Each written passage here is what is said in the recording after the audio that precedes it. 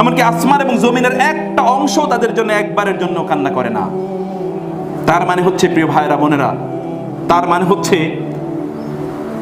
কোন একজন ব্যক্তি, আয়াতের ব্যাখ্যা ইবনে কাসির রাহিমাহুল্লাহ উল্লেখ করেছেন, আব্দুল্লাহ ইবনে আব্বাস রাদিয়াল্লাহু তাআলা আনহু থেকে, কোন একজন ব্যক্তি যখন মারা যায়, সে দুনিয়াতে যে সকল জায়গাগুলোতে আল্লাহকে স্মরণ করেছিল, আল্লাহর ইবাদত করেছিল, ওই জায়গাগুলো ওই ব্যক্তির নাম স্মরণ করে আল্লাহ সুবহানাহু ওয়া তাআলার কাছে কাঁদতে থাকে, হে আল্লাহ, আমি ওই ব্যক্তিকে মিস করছি, আমি ওই ব্যক্তিকে মিস করছি। আসমানের যেই জায়গা দিয়ে তার আমল নামাগুলো তার কাছে আসতো, তার আমল নামাগুলো আল্লাহর কাছে যেত এবং তার জন্য তার কাছে রিজিক আসতো, ওই জায়গাগুলো ওই ব্যক্তিকে মিস করে এবং আল্লাহর কাছে কেঁদে বলে, হে আল্লাহ, ওই ব্যক্তির আমল নামা আমার এই জায়গায় দিয়ে তোমার কাছে উঠতো এবং এই স্থান দিয়ে তারা রিজিকগুলো তার কাছে যেত, হে আল্লাহ, আমি ওই ব্যক্তিকে বড্ড মিস করছি।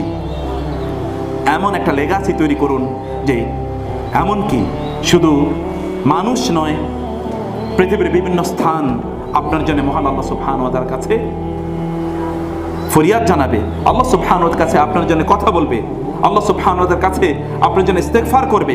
এমন একটা লেগাসি আমাদের প্রত্যেকের তৈরি করে যাওয়া দরকার। আমি বলছিলাম যে what sort of legacy you are living behind, আপনি কেমন লেগাসি রেখে যাচ্ছেন। রাসূলুল্লাহ সাল্লাল্লাহু আলাইহি ওয়াসাল্লাম তিনি বলেছেন, কোন একজন ব্যক্তি যদি মারা যায় তাহলে তার আমলের দরজাগুলো বন্ধ হয়ে যায়, কিন্তু তিনটা লেগাসি সেখানে খুলে থাকে। একটি হচ্ছে তার কোন সন্তান যদি তার জন্য দোয়া করে, এমন কোন ইলম চর্চা করলো যে ইলমের লেগাসি সে রেখে গিয়েছে, legacy of good, legacy of virtue, legacy of evil. একদল লোক তারা লেগাসি অফ ইভিল রেখে যাচ্ছে, লেগাসি অফ ইভিল, এত ব্যাপক পরিমাণ অপকর্ম রেখে যাচ্ছে যে অপকর্ম সে কতজনের কাছ থেকে এর জন্য সে মুক্তি কামনা করবে অথবা ক্ষমা প্রার্থনা করবে, কতজনের কাছ থেকে, কোনো সুযোগ নাই।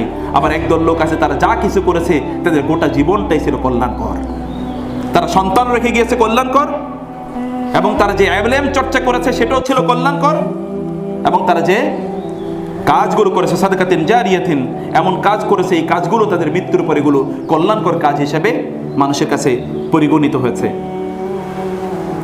মৃত্যুর জন্য প্রস্তুত থাকা এটিও কিন্তু ঈমানের একটা লক্ষণ, যে ব্যক্তি তার মৃত্যুর জন্য প্রস্তুত রয়েছে। এমন অনেক অনেক ব্যক্তি আছে, ইমাম আলী রাদিয়াল্লাহু তাআলা তিনি বলেছেন, আমি দেখেছি অনেক বন্ধু থেকে অনেক বন্ধুকে ছিনিয়ে নেওয়া হয়েছে, অনেকে পাহারা দিচ্ছে দীর্ঘদিন ধরে, কিন্তু তারপরেও তার কাছ থেকে ছিনিয়ে নেওয়া হচ্ছে, কেউ কাউকে কোনো অবস্থায় রক্ষা করতে পারবে না। সেজন্য বেটার ওই ব্যক্তির জন্য, তার জন্য উত্তম হচ্ছে, কোরআনে আল্লাহ সুবহানাহু ওয়া তাআলা একদল লোকের চিত্রায়ন করেছেন সূরাতুল মুমিনিনে, আল্লাহ সুবহানাহু মুমিনুন, সূরাতুল মুমিনুনে আল্লাহ সুবহানাহু ওয়া তাআলা চিত্রায়ন করলেন, মুস্তাকবিরিনা বিহি সামিরান তাহজুরুন। একদল লোক হচ্ছে মুস্তাকবিরিন, তারা অহংকারে ফেটে পড়ে, অহংকারী।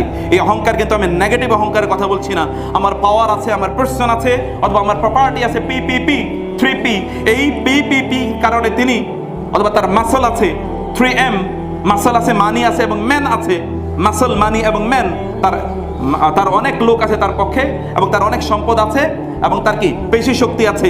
এইরকম এম এর কথা অথবা আমি পি এর কথা বলি না, সত্যিকার অর্থেই লোকজনের মধ্যে একদল লোক আছে, তারা এটা নেগেটিভ অহংকার, অ্যারোগেন্স। আবার কিছু পজিটিভ অহংকার আছে। পজিটিভ বলতে পজিটিভ না, আমি আবারও বলি যে সব পজিটিভই পজিটিভ না।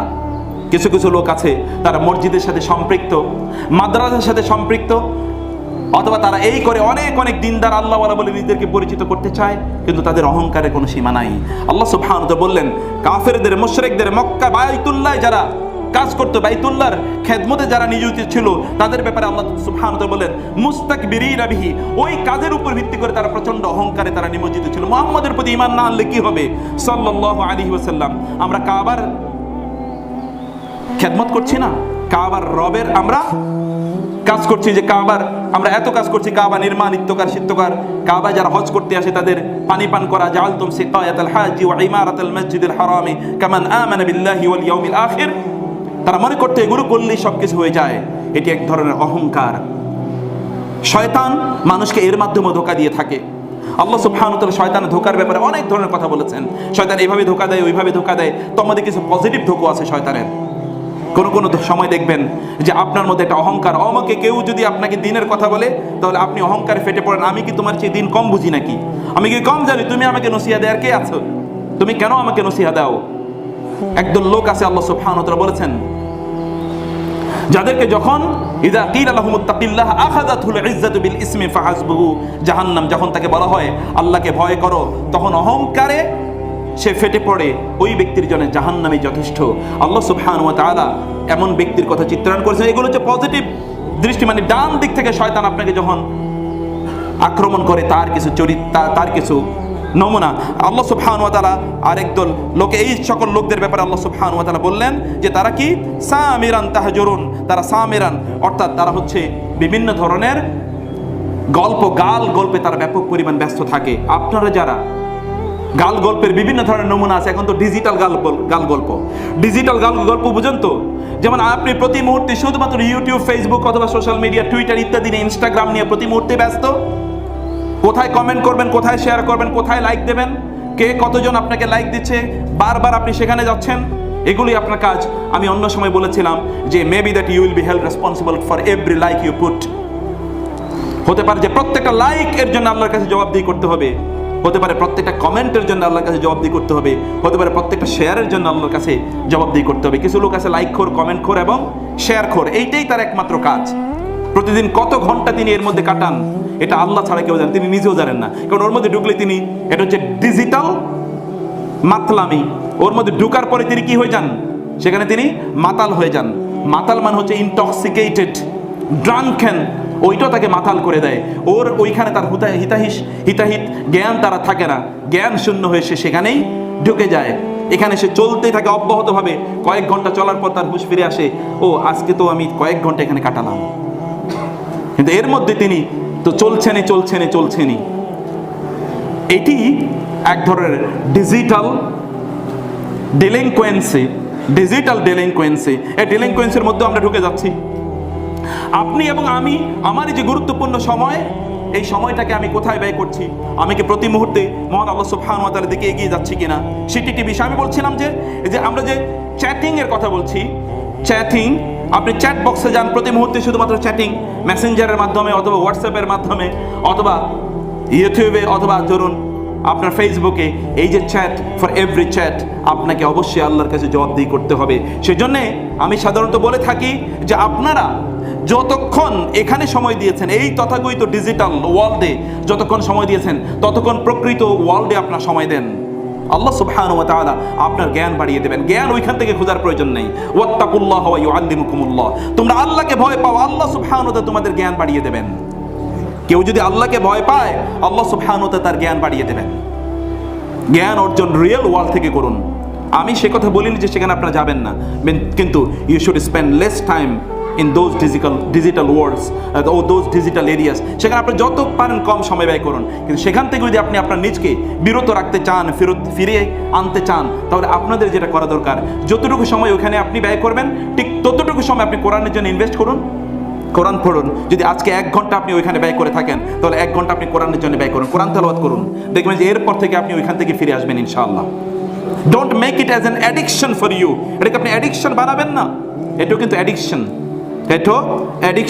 এই অ্যাডিকশনের মধ্যে আমরা ঢুকে যাওয়ার কোনো প্রয়োজন। একদল লোক সামিরান, আমি অনেকেরই জানি, বিশ্বাস করুন, বিলিভ মি, আপনারা যারা এখানে আছেন এবং যারা পরবর্তীতে শুনছেন তাদেরকে বলবো যে আপনারা অনেকে বলেন যে আমি সোশ্যাল মিডিয়ার মাধ্যমে দিন প্রচার করি। আমি জানি না কোন দিন প্রচার করে, দিন প্রচার না করলেও তার চেহারাটা প্রচার হয়, এটা কমপক্ষে সত্য। চেহারাটা প্রচার হচ্ছে, তিনি অনেকের কাছে পরিচিত হচ্ছেন এবং তার মধ্যে একটা ভাব তৈরি হয় যে আমি তো অনেক সমাদৃত, অনেক পরিচিত, বহু লোক আমারে ফলো করে অথবা বহু লোক আমাকে শুনে, আমাকে দেখে, ইত্তকার, তার মধ্যে একটা ভাব তৈরি হয়, অহংকার তৈরি হয়। এগুলো থেকে যুগের শ্রেষ্ঠতম ওলামায়ে কেরাম তাদেরকে কেউ চিনত না। এই জন্য রাসূলুল্লাহ সাল্লাল্লাহু আলাইহি ওয়াসাল্লাম বলেছেন, অনেক লোক আছে তার আসমানবাসীর কাছে পরিচিত, কিন্তু দুনিয়াবাসী তাদেরকে চেনে না। দুনিয়ার কেউ তাদেরকে চেনে না, কিন্তু আসমানবাসী তাদেরকে ব্যাপকভাবে চেনে। আপনি দুনিয়াবাসীর কাছে পরিচিত কিন্তু আসমানবাসীর কাছে অপরিচিত, এই জীবন দিয়ে আপনার কি হবে?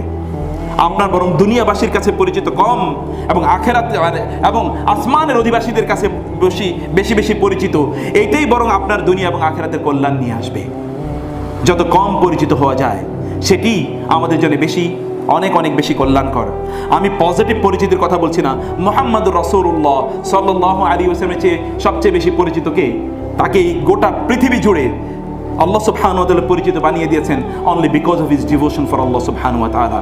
তিনি আমার এবং আপনার মতো রাত জেগে তিনি সোশ্যাল মিডিয়াতে কাজ করেননি। রাত জেগে তিনি কি করেছেন? আল্লাহ সুবহানাহু ওয়া তাআলা ইবাদত করেছেন। কুমিল লাইলা ইল্লা কালিলা নিসফাহু আও ইনকুস মিনহু কালিলা আও জিদ আলাইহি ওয়া রাত্তিলিল কুরআনা তারতিলা। আল্লাহ সুবহানাহু ওয়া তাআলা মুমিনদের ব্যাপারেও এক দলের ব্যাপারে তিনি বললেন, তাতাজাফা জুনুবুহুম আনিল মাদাজি ইয়াদউনা রাব্বাহুম খাওফান ওয়া তামা ওয়া তামা ওয়া মিম্মা রাযাকনাহুম ইউনফিকুন। যে একদল লোক আছে তারা রাত জেগে তারা বিছানায় তাদের পিঠকে তারা ঠেকায় না, বরং রাত জেগে তারা আল্লাহ সুবহানাহু ওয়া তাআলা ইবাদত করে থাকে। ওয়া মিনাল লাইলি ফাতাহাজ্জাদ বিহি নাফিলাতান লাক, রাতে আপনি কিছু এক্সট্রা ইবাদত করুন, আল্লাহ সুবহানাহু ওয়া তাআলা আপনাকে মাকামে মাহমুদ মানে সম্মানিত স্থান প্রদান করবেন। এটা রাসূলের জন্য মাকামে মাহমুদ, কিন্তু আপনার এবং আমার জন্য এই দুনিয়া জুড়ে খ্যাতি, দুনিয়া জোড়া খ্যাতি হতে পারে।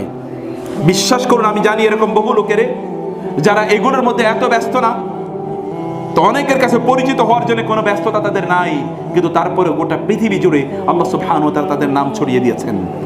এটা only because of their devotion for Allah. কারণ আল্লাহর সাথে তারা পরিচিত, কানেক্টেড থাকতে চান। আল্লাহর সাথে কানেক্টেড থাকুন। সামিরান chatting with others will not make you popular and familiar. অন্যের সাথে চ্যাটিং করা আপনাকে পপুলার ফ্যামিলিয়ার বানাবে না। If you have to chat with Allah, যদি আল্লাহর যদি কারোর সাথে আপনার চ্যাটিং করতে হয়, যদি কোনো গল্প করতে হয়, তাহলে আল্লাহ সুবহানাহু সাথে গল্প করুন। দেখুন যে আল্লাহ সুবহানাহু কিভাবে আপনার সকল সমস্যার সমাধান করে দেন। রাসূলুল্লাহ সাল্লাল্লাহু আলাইহি ওয়াসাল্লাম তিনি আল্লাহর সাথে সেটি করেছেন।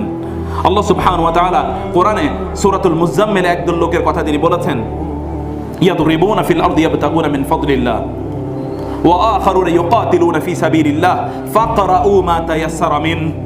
এমনকি if you have to fight in the way of Allah, being engaged with the enemies of Allah in the terrible battlefield, ভয়ঙ্কর যুদ্ধের ময়দানেও তুমি আল্লাহর শত্রুদের বিরুদ্ধে যুদ্ধ করছো, তখনও তুমি আল্লাহ সুবহানাহু ওয়া তাআলাকে ভুলে যেও না।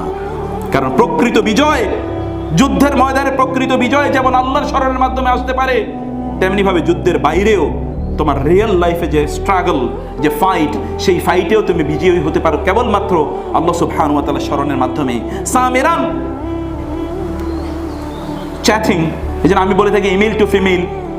একদল লোক আছে তারা ফিমেলের কাছে ইমেল করতে খুব ভালোবাসে, এবং একদল লোক আছে তারা তাদের প্রোফাইল পিকচারটা দিয়ে রাখে কোনো নারীর, কারণ so that they are invited. আমি বোনদেরকে বলছি যারা শুনছেন, আপনি যদি কোনো সোশ্যাল মিডিয়ার কোনো অ্যাকাউন্ট আপনার থাকতেও হয়, তাহলে এমন নাম ব্যবহার করুন যে নামের মাধ্যমে হয়তো কেউ বুঝবে না যে আপনি পুরুষ বা নারী, অথবা আপনি সেখানে প্রোফাইল পিকচার কিছুই ব্যবহার করবেন না। অনেকে খুবই সুন্দরী একজন নারীর ছবি সেখানে দিয়ে রাখে in order to attract, I don't know her hidden intention, but obviously it refers to this. আপনি অমকের দিয়ে রাখেছেন, কেউ আবার কিউট একটা বেবি দিয়ে রাখে, ইত্যকর, তাহলে অন্যরা এর মাধ্যমে আকর্ষিত হয়। আপনি কি মনে করেন যে শুধুমাত্র আকর্ষণ চেহারা দিয়ে? বহু দিক দিয়ে আকর্ষণ হতেই পারে। এগুলো all of this are satanic insinuations. এগুলো সবই শয়তান আমাদেরকে আকর্ষিত করে, শয়তান আমাদেরকে এই দিকে অনুপ্রাণিত করে। এবং একদল লোক আছে তাদের ব্যাপারে আল্লাহ সুবহানাহু ওয়া তাআলা বললেন যে এদের ব্যাপারে এই আয়াতের ব্যাখ্যা ইবনে কাসির রাহিমাহুল্লাহ তিনি বলেছেন, সামিরান মানে হলো একদল লোক যারা যখন কোরআনের কথা শুনে, কোরআনের আয়াত যখন তেলাওয়াত হয়, তখন তার বিভিন্ন আলোচনা নিয়ে তারা ব্যস্ত থাকে। সেই প্রেক্ষাপট যখন কোরআন তেলাওয়াত করা হয়, লা তাসমাউ লিহাযাল কুরআনি ওয়ালগাউ ফীহি, লা তাসমাউ লিহাযাল কুরআনি ওয়ালগাউ ফীহি লাআল্লাকুম তাগলিবুন। তোমরা যখন কোরআন তেলাওয়াত হবে তখন তোমরা মনোযোগ দিয়ে শোনো না, বরং ওইখানে হইচই করো, তাহলে তোমরা বিজয়ী হতে পারবে। কাফের মুশরিকরা তাদের অনুসারীদেরকে এই কথা বলেছে। আমাদের অবস্থা তার চেয়ে কই। আপনি দেখবেন গান বাদ্যতে কোরআন তেলাওয়াত যেখানে হচ্ছে, কোরআনের আসর অথবা দ্বীনি আলোচনা ওইখানে নাই লোকজন, তারা অন্য জায়গায় ব্যস্ত।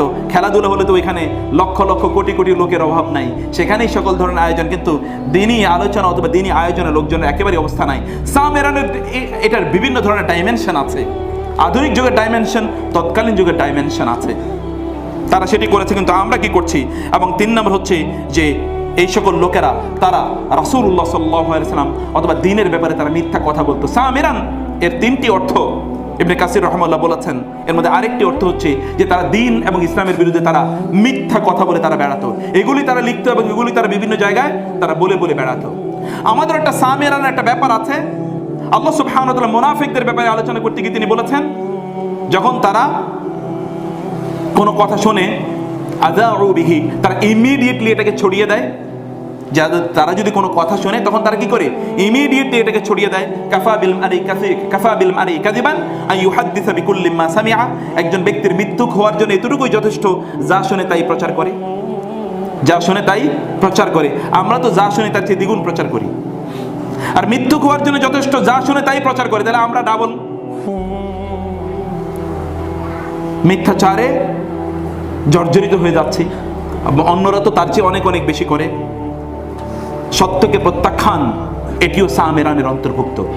যা কিছু সত্য তাকে আপনি প্রত্যাখ্যান করলেন, যা কিছু মিথ্যা তাই আপনি বলে বেড়ালেন অথবা তাকে আপনি প্রতিষ্ঠিত করার চেষ্টা করলেন। এরপর আল্লাহ সুবহানাহু ওয়া তাআলা বললেন যে এরপর এই সকল লোকেরা হচ্ছে তারা কি করে, তারা তাহজুরুন, তারা প্রত্যাখ্যান করে, তারা হিজরুন মানে হলো কোনো ত্যাগ করা। তা কি ত্যাগ করে? তারা ভালো কিছু ত্যাগ করে, কিন্তু মন্দ কিছুকে তারা ইমিডিয়েটলি তারা গ্র্যাব করে সেটাকে তারা দ্রুত গ্রহণ করে। একদল লোকেরও টেন্ডেন্সি আছে, যা কিছু ভালো তা তারা প্রত্যাখ্যান করে, কিন্তু যা কিছু মন্দ তা তারা ইমিডিয়েটলি ক্যাচ করে। বলা হয় এটা আমাদেরকে জানানো হয়, যা কিছু নিষিদ্ধ তার প্রতি মানুষের আকর্ষণ নাকি বেশি, যা কিছু নিষিদ্ধ তার প্রতি আকর্ষণ বেশি। এটা আমাদের জন্য কখনোই ঘটে না, আলহামদুলিল্লাহ। যা কিছু নিষিদ্ধ তা থেকে আমরা হাজার হাজার লক্ষ লক্ষ কোটি কোটি মাইল দূরে আমরা অবস্থান করি।